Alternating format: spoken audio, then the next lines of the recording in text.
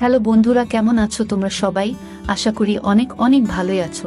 আর তোমাদের ভালোবাসায় আমিও অনেক ভালো আছি, কারণ তোমরা আমাকে যে পরিমাণে ভালোবাসা দিয়েছো এবং সাপোর্ট দিয়েছো তা আমি কোনোদিন ভুলতে পারবো না। তাই তোমাদেরকে মজা দেওয়ার জন্য আবারও একটি নতুন গল্প নিয়ে হাজির হলাম। গল্পটি শোনার মতো আশা করি তোমাদের দাঁড়িয়ে যাবে এবং তোমরা হাতের কাজ করতে সবাই হেডফোন নিয়ে বসে যাও। যদি আমার গল্প শুনে মজা পাও তাহলে অবশ্যই আমার চ্যানেলটি সাবস্ক্রাইব করবে। তো চলো বন্ধুরা, আমরা কথা না বাড়িয়ে আসল গল্পে চলে আই। আমার স্বামী রোজ রাতে আমাকে পাত্তা না দিয়ে আমার স্বামীর বড় ভাইয়ের বউয়ের ঘরে চলে যেত। আমার স্বামী তার বড় ভাইয়ের বউয়ের ঘরে যাওয়ার পর থেকে দিদির কান্নার আওয়াজ শোনা যেত। আমি অনেক অনেক জিজ্ঞাসা করার পরও আমার স্বামী আমাকে কিছুই বলতো না, আর আমার স্বামীর বড় ভাইয়ের বউয়ের সাথে সাথে থাকত। একদিন আমি তার ঘরে লুকিয়ে দেখি যে তারা দুইজন তো। আমার নাম রুমনা। আমি অনেক ছোট একটা ধনী পরিবারের মেয়ে ছিলাম না। আমার বাবা একটা ছোট্ট চাকরি করে আমার আর আমার বড় ভাইয়ের লালন পালন করত। আসলে আমাদের ছোটবেলায় আমাদের মা আমাদের ছেড়ে চলে গেছিল। তারপর থেকে আজ অবধি আমাদের বাবাই আমাদের দেখাশোনা করেছেন। আমরা দুই ভাই বোন অনেক বেশি পড়াশোনা করতে পারিনি, কারণ আমাদের বাবার কাছে এত পয়সা ছিল না যে আমাদের বেশি দূর পর্যন্ত পড়াশোনা করাতে পারে। কিন্তু ক্লাস 12 পর্যন্ত আমি গ্রামের স্কুলে পড়েছিলাম। তারপর আমি ঘর সামলাতে থাকি, আর আমার বড় ভাই সুরেশও একটা বেসরকারি চাকরি করত। আর দিন চলে যেত মোটামুটি ভাবে। ভাইয়ের উপার্জনের ফলে আমার বাবারও কিছুটা সাহায্য হয়ে যেত। আসলে বাবার উপার্জন এতটা কম ছিল যে সেই পয়সায় ঠিক করে আমাদের সংসার চলত না। কিন্তু যবে থেকে আমার ভাই উপার্জন করতে শুরু করেছে তবে থেকেই আমাদের ভালোভাবে সংসার চলতে শুরু করে। তারপর থেকে আমাদের জীবনে ভালো দিন আসতে শুরু করে, কারণ ভাইয়ের উপার্জিত টাকার পরিমাণ অনেকটাই বেশি ছিল।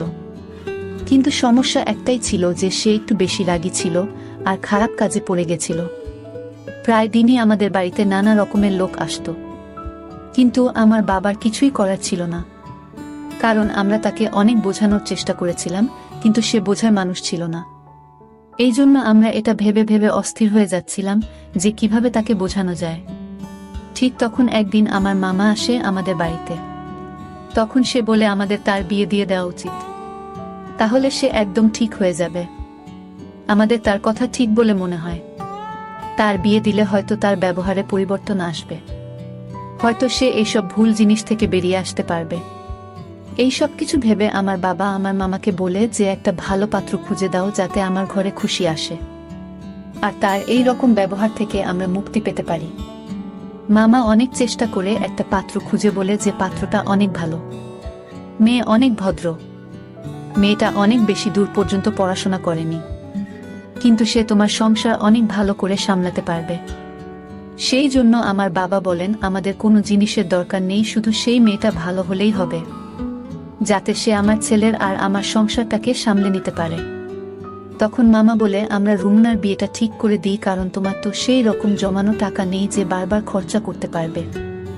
দুইজনের বিয়ে একসাথে হয়ে গেলে বিয়ের খরচও একসাথে শেষ হয়ে যাবে।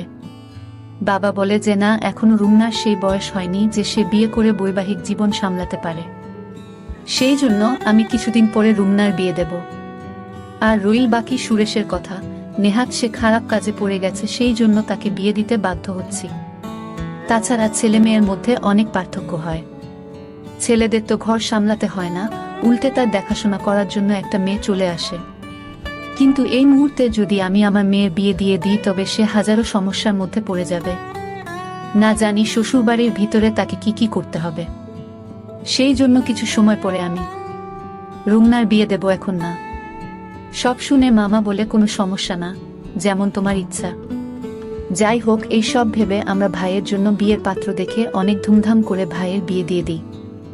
আমার বড় ভাইয়ের বিয়ের পর তো যেন আমাদের বাড়িটা অনেক সুন্দর হয়ে গিয়েছিল, কারণ বৌদি আসার পরে আমার ভাই সব খারাপ কাজ করা বন্ধ করে দেয়। সে খারাপ কাজ করার পাশাপাশি সব খারাপ কাজ করা ছেড়ে দেয়, আর সে অনেক মন দিয়ে নিজের কাজকর্ম করতে শুরু করে এবং সব বাড়ির দায়িত্ব পালন করতে শুরু করে। ভাই আমার বাবাকেও কাজে যেতে বারণ করে দেয়, আর বলে এখন আমি উপার্জন করি, তোমার এত ছোটখাটো চাকরি করতে হবে না।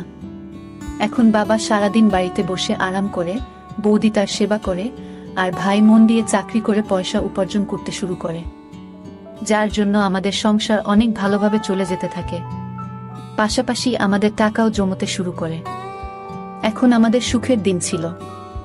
এভাবেই দিনগুলো পার হতে থাকে। আস্তে আস্তে আমার আর বৌদির মধ্যে এত ভালো সম্পর্ক তৈরি হয়ে যায় যে আমরা বৌদি আর আমি কম একে অপরের বোন বেশি ছিলাম। আমি সব কথা আমার বৌদিকে বলতাম আর বৌদি আমাকে নিজের সব থেকে ভালো বন্ধু মনে করত। সে তার নিজের সব ছোট বড় কথা আমাকে বলতো। আর সে বলতো, তুমি তো আমার নিজের ছোট বোনের মতো। আমার আর বৌদির এত ভালো সম্পর্ক দেখে বাবা আর ভাই অনেক খুশি হতো। হয়তো আমার বৌদি আমার বাবা ভাইয়ের এত ভালোবাসা পেয়ে সে তার বাবার বাড়িতেও যেতে চাইতো না।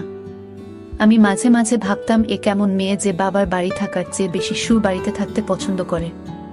হ্যাঁ, এটাই আমার বৌদি ছিল। সে এই রকমই। হয়তো সে এখানে বাবার বাড়ির থেকে বেশি ভালোবাসা পেত, সেই জন্য সে তার বাবার বাড়িতে যেতে চাইতো না। তাছাড়া তার সাথে এরকম ব্যবহার করতে আমারও ভালো মনে হতো। আর তাছাড়া আমার বাবা আমাদের সবসময় বোঝাতো যে যেমন কর্ম করবে সে রকমই ফল পাবে। আর যদি আমি আমার বৌদির সাথে ভালো ব্যবহার করি তাহলে পরবর্তীকালে আমিও শ্বশুর বাড়ি গিয়ে ভালোভাবে থাকতে পারবো। এইভাবেই আমি সবার সাথে মিলেমিশে থাকি। এখন আমার মামা আবার আমাদের বাড়িতে এসে বলে, এখন তো আর কোনো সমস্যা নেই। এখন তো সুরেশের বিয়ে হয়েছে, অনেক দিন হয়ে গেল। এখন আমাদের রুমনার জন্য পাত্র দেখা উচিত, কারণ এখন রুমনার বিয়ের বয়স হয়ে গেছে। তখন আমার বাবা বলে, এখন আমার রুমনার বিয়ে দিতে কোনো অসুবিধা নেই, কারণ আমার ছেলে ঘর সামলে নিয়েছে আর আমার সেবা করার জন্য আমার মেয়ের মতো একটা বৌমা এনেছে। এখন রুমনার জন্য কোনো ভালো ছেলে খুঁজতে হবে। তখন বাবা মামাকে বলেন, তোমার কাছে যদি কোনো ভালো পাত্র থাকে তবে তুমি বল। তাছাড়া আমার ছেলের জন্য তো তুমি পাত্র খুঁজে বের করেছিলে, আর পাত্রটা এত ভালো যে আমি আজও তার গুণগান করি। এই জন্য তুমি একটা ভালো পাত্র খুঁজে দাও। তখন মামা বলে, খোঁজার কি দরকার আছে, আমার বন্ধুর ছেলেই তো আছে। তারা 2 ভাই। বাড়িতে মা বাবা 2 জন ভাই, মোট 4 জন থাকে। ছেলে একটা বড় কোম্পানিতে ভালো মাইনের চাকরি করে, আর তার বড় ভাইও একটা ভালো চাকরি করে। আসলে তার বড় ভাইয়ের বিয়ে আগে থেকেই ঠিক হয়ে আছে। এজন্য ছোট ছেলের জন্য পাত্র খোঁজা হচ্ছে। ছোট ছেলের জন্য ভালো মেয়ে খুঁজে পাওয়া গেলে 2 ভাইয়ের একসাথে বিয়ে দিয়ে দেবে। সেজন্য তারা আমাকে পাত্রের জন্য বলেছে। তাই আমি রুমনার কথা তাদেরকে বলেছি। সেই জন্য আমার মনে হলো তোমার থেকে অনুমতি নেওয়া উচিত। বাবা বলল, এতে মতো নেওয়ার কি দরকার আছে? তোমার যখন ইচ্ছা ছেলের বাড়ির লোকেদের ডাকতে পারো, আমরা তৈরি আছি। মামা বলল, ঠিক আছে, তবে কালকে ডেকে নেব। পরের দিন আমার স্বামী তার কিছু বন্ধুদের নিয়ে আমাদের বাড়িতে আমার জন্য পাত্র দেখতে আসে। আমার স্বামীর নাম ছিল রমেশ। রমেশকে দেখতে অনেক সুন্দর ছিল, আর ভালো পোশাক পরার জন্য তাকে আরো বেশি সুন্দর দেখাচ্ছিল। রমেশকে দেখে তো আমার হুঁশ উড়ে গেল। আমি বুঝতে পারছিলাম না যে এত সুন্দর ছেলে কি আমাকে পছন্দ করবে। কিন্তু যখন নিজেদের মধ্যে কথা বলার জন্য আমাদের 2 জনকে একা জায়গায় ছেড়ে দেওয়া হয়, তখন রমেশের কথা আমার মন ছুঁয়ে যায়। রমেশ এত মিষ্টি করে, এত ভালো করে কথা বলছিল যে মনে মনে আমি তাকে নিজের স্বামী হিসেবে স্বীকার করে নিয়েছিলাম। আর পাশাপাশি ভগবানের কাছে প্রার্থনা করছিলাম যেন কোনো রকমে আমাদের বিয়েটা হয়ে যায়। কারণ প্রতিটা মেয়ের একটা স্বপ্ন থাকে যে তার স্বামী দেখতে সুন্দর হবে, ভদ্র হবে, আর এই সমস্ত গুণ রমেশের মধ্যে ছিল। আমি কি করে তাকে ছেড়ে দিই? তখন আমি ভাবি, যদি আমার ভাগ্যে রমেশ থাকে তো নিশ্চয়ই তার সাথে আমার বিয়ে হবে। যাই হোক, তারা আমাকে দেখে বাড়ি চলে যায়, আর কিছুদিন পরে ফোন করে বলে যে আমাকে তাদের অনেক পছন্দ হয়েছে। এইভাবেই আমাদের বিয়ে ঠিক হয়ে যায়। আমি আর রমেশ ফোনে কথা বলতে থাকি। এইভাবেই দিন পার হতে থাকে।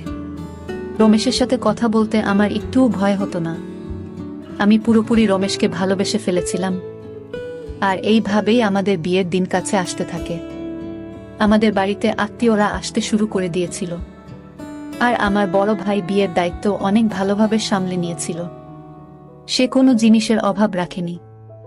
এত সুন্দর পরিবেশ তৈরি করেছিল দেখে মনে হচ্ছিল মেয়ে নয়, যেন ছেলের বিয়ে হচ্ছে। অনেক ভালো করে আমার বাবা আর আমার ভাই আমার বিয়ে দিতে চেয়েছিল। বলতো, রুমনার বিয়েতে কোনো জিনিসের অভাব যেন না হয়। বাবা বলল, আমি কখনো চাই না যে রুমনার এটা মনে হোক যে তার মা থাকলে আরো ভালো করে বিয়ে হতো। কিন্তু আমার মায়ের অভাব তো সে চেয়েও পূরণ করতে পারবে না। তবে সে আমার জন্য এত কিছু করছিল যে আমি তার ঋণ কোনোদিন শোধ করতে পারবো না। কিন্তু এত আত্মীয়দের ভিড়েও আমার মায়ের কথা অনেক বেশি করে মনে পড়ছিল। আমি কাউকে এটা বোঝাতে দিইনি, কারণ আমি চাইছিলাম না যে সবার মন খারাপ হয়ে যাক, তারা সবাই অকারণেই চিন্তিত হয়ে পড়ুক। সেজন্য আমি তাদের সামনে সবসময় হাসি খুশি থাকতাম, যাতে তারা এটা কখনো না বুঝতে পারে যে আমার মায়ের কথা অনেক মনে পড়ছে। এইভাবে বিয়ের দিন চলে এলো। আমার রমেশের এর সাথে অনেক ভালো করে বিয়ে হয়ে গেল, আর আমি নিজের বাবার বাড়ি থেকে বিদায় নিয়ে চলে গেলাম। আমি অনেক আশা নিয়ে শ্বশুর বাড়িতে যাই, আর অনেক ভালো করে আমার গৃহে প্রবেশ করানো হয়েছিল। অনেক নিয়ম পালন করার সাথে সাথে আমাকে কিছু মেয়েদের মাঝখানে বসানো হলো, যারা রমেশের গুণগান করছিল। তাদের গুণগান শুনতে আমার অনেক ভালো মনে হচ্ছে। আর তাছাড়া তার গুণগুলো ঠিক ছিল, কারণ এতদিন ধরে আমি রমেশের মধ্যে এইসব গুণগুলো দেখেছিলাম। আমি এখন শুধু অধীর আগ্রহে অপেক্ষা করছিলাম কখন রমেশের সাথে সময় পার করব।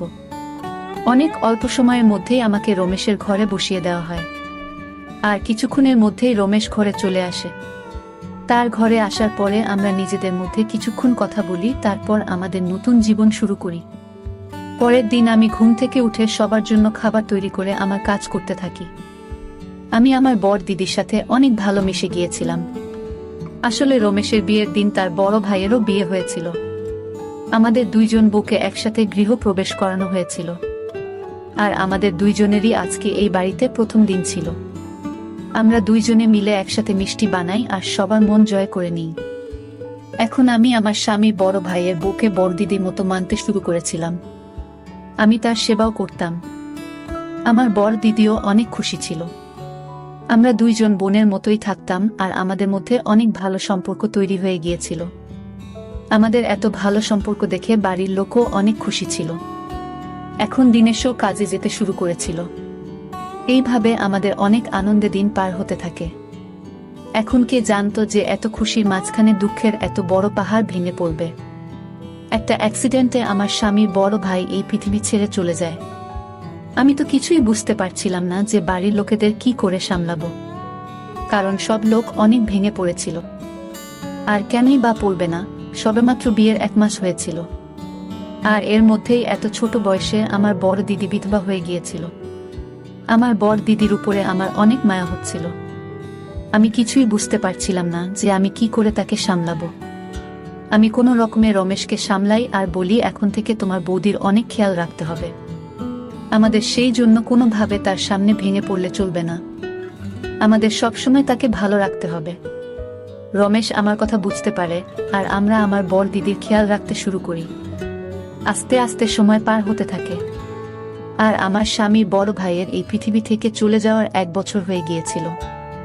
আমাদের বাড়িতে সবাই বলে যে আমার বড় দিদির বিয়ের মাত্র 1 মাসের মধ্যেই তার স্বামী এই পৃথিবী ছেড়ে চলে যায়, আর তার জীবন শুরু হওয়ার আগেই শেষ হয়ে যায়। তাই সবাই মিলে ঠিক করে যে আমার বড় দিদির আবার বিয়ে দেবে, যাতে সে তার ভবিষ্যৎ জীবনে সুখী থাকে। বেচারির না কোনো সন্তান ছিল আর না স্বামী, সে একলা কি করে এত বড় জীবন পার করবে। কিন্তু আমার বড় দিদি বলে আমি যখন থেকে বিয়ে করে এই বাড়িতে এসেছি, সেই দিন আমি আমার স্বামীকে কথা দিয়েছিলাম, আর আমি যতদিন বাঁচব এই বাড়ির বউ হয়েই থাকব, আর আমি আমার এই কথা সারা জীবন পালন করব। তাতে আমার কোনো সন্তান থাকুক আর না থাকুক। যখন রমেশের সন্তান হবে তখন আমিও তাকে নিজের সন্তানের মতো আদর করব, ভালোবাসব। আমার বড় দিদির এরকম কথা শুনে আমি অনেক খুশি হই। তখন আমি আর রমেশ একটা প্ল্যান বানাই যে আমরা আমাদের প্রথম সন্তান তাকে দিয়ে দেব। সে যেভাবে ইচ্ছা তাকে মানুষ করবে, আর তার সাথে নিজের সারা জীবন পার করে দিতে পারবে। এই ভেবেই আমরা শান্তিতে থাকি। এই কিছুদিন ধরে আমার সামনে অদ্ভুত অদ্ভুত দৃশ্য আসতে থাকে। আসলে আমার স্বামী আমার কাছে আসতো না।